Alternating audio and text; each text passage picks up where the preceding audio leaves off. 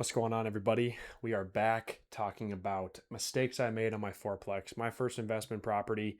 And I like to say, you don't know what mistakes to make until you actually go and do the thing the first time, and you learn from it and you get better. And so there's two things I want to talk about today. There's plenty of mistakes that I made on it, but I'm going to really hit on two things that are super important to me going into the next deal. Because if we don't learn from our first deal, what are we doing it for?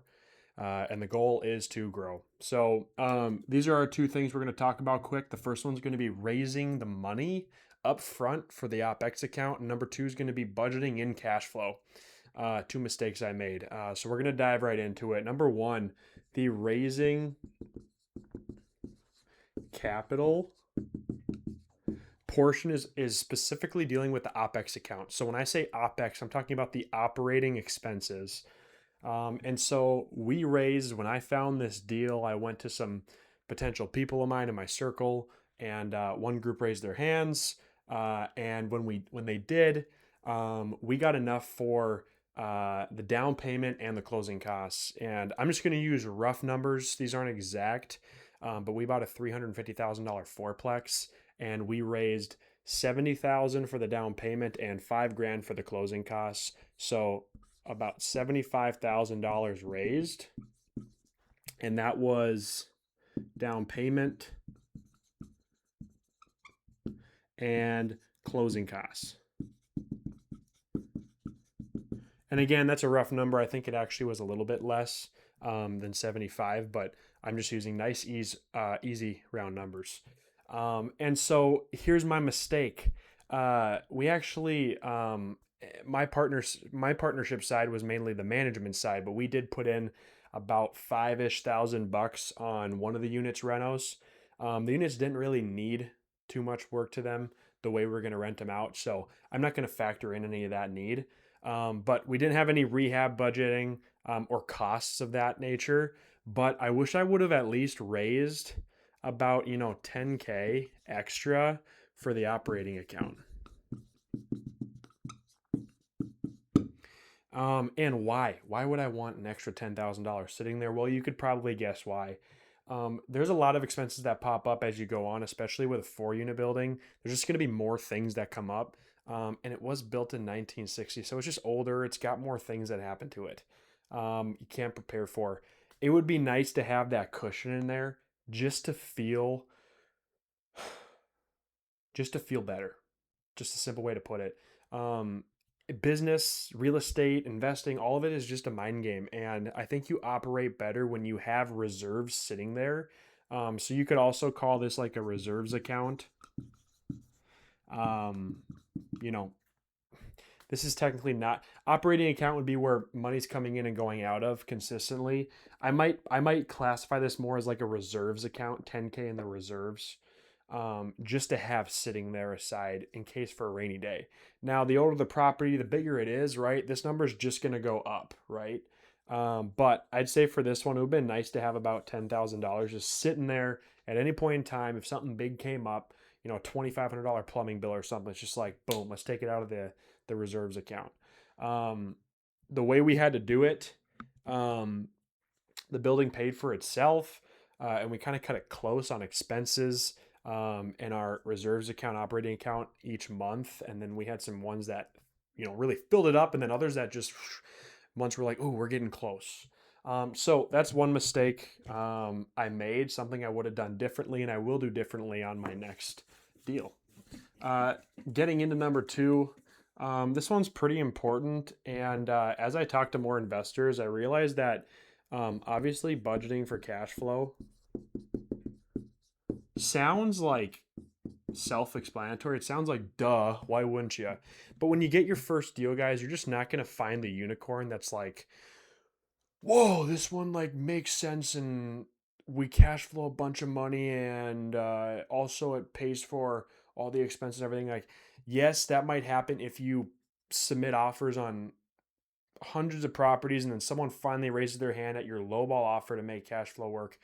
For the first one, sometimes you get into something that's just like, it doesn't always make full sense. And I kind of thought it cash flowed better than it would on paper when I bought it. And I realized that, like, okay, my numbers were a little bit off. Okay, so I'm just going to explain this here. Um, for simple terms, I'm just going to say our 3K was our mortgage.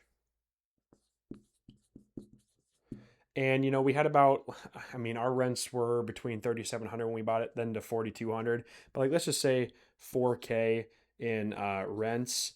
I mean, that's about $1,000 left over.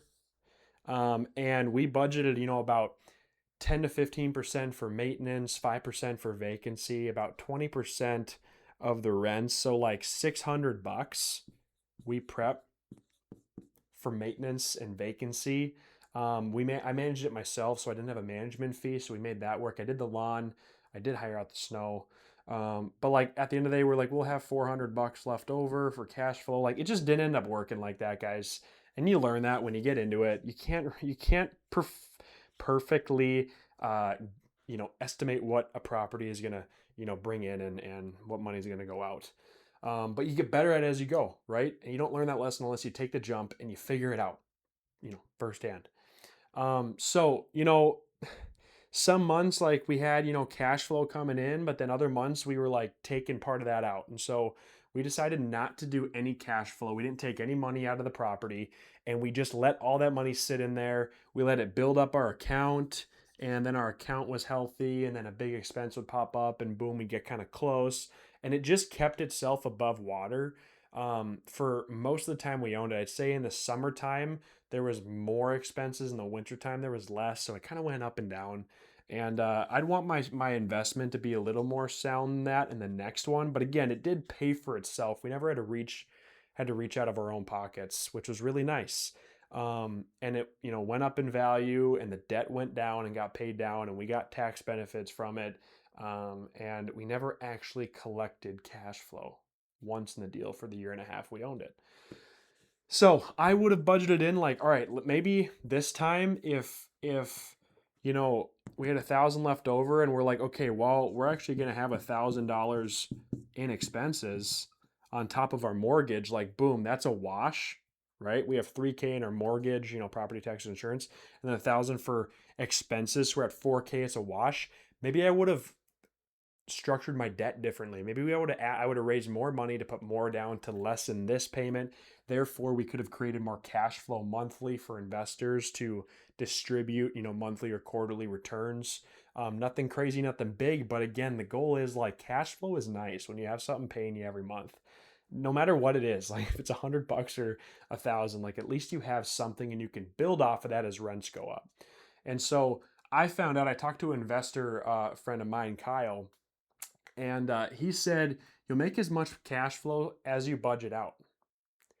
Now, I mean, there's different things like that, but like when you budget for a certain amount of expenses, if you budget for that, it's crazy how, if you budgeted for like 750 in expenses and you budgeted for that every month and you're like, we actually can't go above that. Like we're working hard not to. It's crazy how you actually hit this amount and you work to stay under it. So I would have been more strategic and I would have been more sturdy on our expenses. Like, how can we really hone these in? And how can we make sure that, what if we were able to collect our 400 per month in cash flow? And we're like, actually, we're going to make sure we pay ourselves first.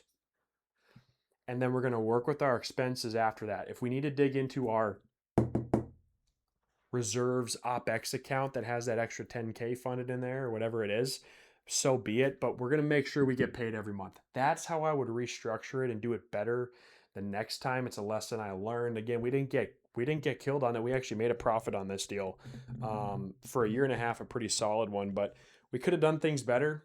Again, you won't do it better the next time if you don't actually start it. And so I'm pretty adamant about this was amazing. This was the best thing that happened to me, was going in and making the mistakes so that you can go correct them on the next one. It just so happened that we didn't lose our ass on it. We actually made some money. So it's pretty sweet. Lesson learned. Let's continue to grow from our mistakes. And I hope that you take this and go get your property and you do not make the same mistakes that I did. And that's the whole point of this video. So thanks for watching. Like and subscribe. If you haven't already joined our Investor Brew community, it's a bunch of real estate investors in our community group talking real estate. I've got videos, pre-recorded workshops. We do monthly meetups. So it'd be awesome if you join that. I'll have the link in the description below. Thanks for watching.